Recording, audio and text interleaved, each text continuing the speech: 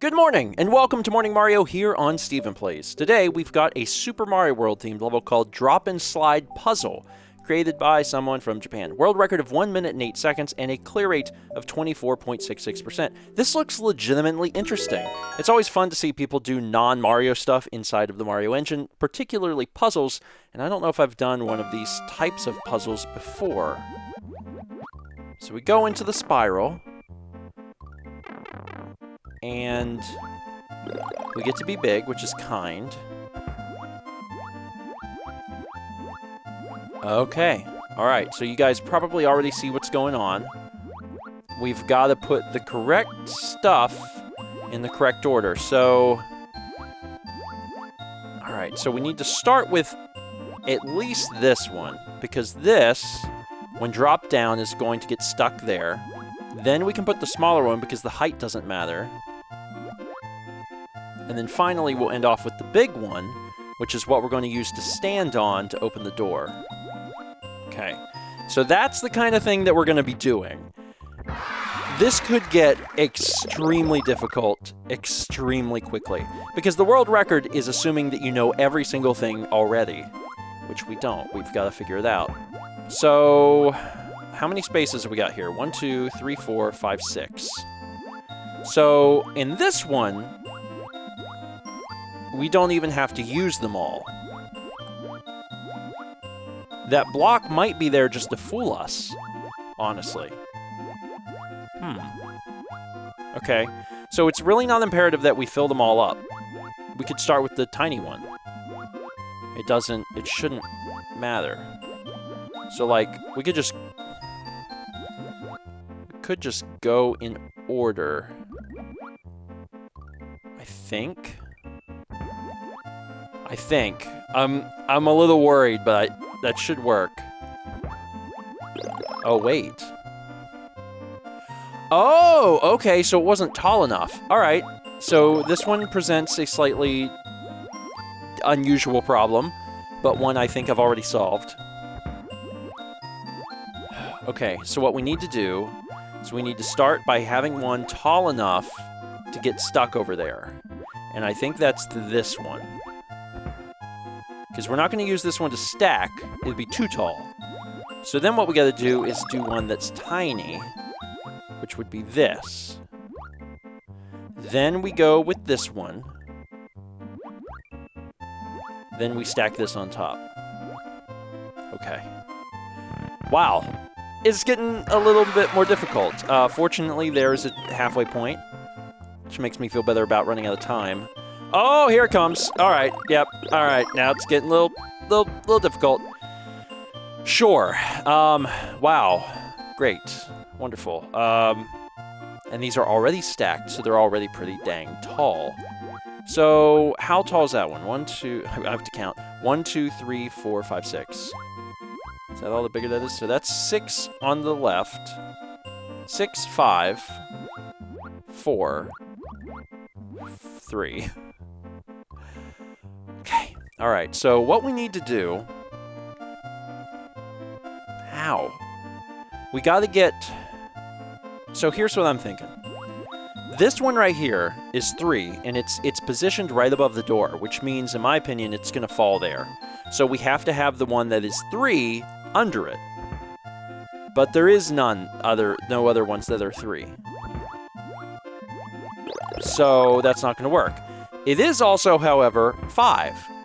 And we do have one that's 5. Wow, this is a little harder than I thought. Because if it's 5, which is the right amount, or 6. It's 6. Sorry, I'm bad at counting. It's 6, which the only one that'll work is the one on the far left. The problem is, this block's in the way. How do you deal with that? I'm just gonna move one because I'm doing too many thinkies.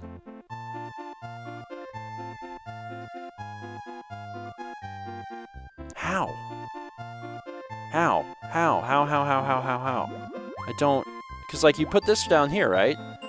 Oh my god. Okay, so I'm glad I did that because my brain was, like, This is impossible. They fall apart when they run into the block. Of course they do. Also, related, crap, this got a lot harder. Okay. Alright, so there's no point in doing this, but I was right that the one above the door is going to have to fall on the door. Okay, so basically everything stays the same. This is actually very easy then, because all you gotta do is make sure you don't start with a 2, right? Because it's gotta at least get stuck there. We have to keep the one above the door holy, because that's the last one that's gonna go into the place.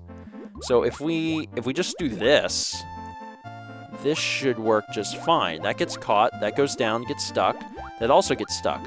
Now we have to make sure that we end with the big one. So we'll do this then. There we go.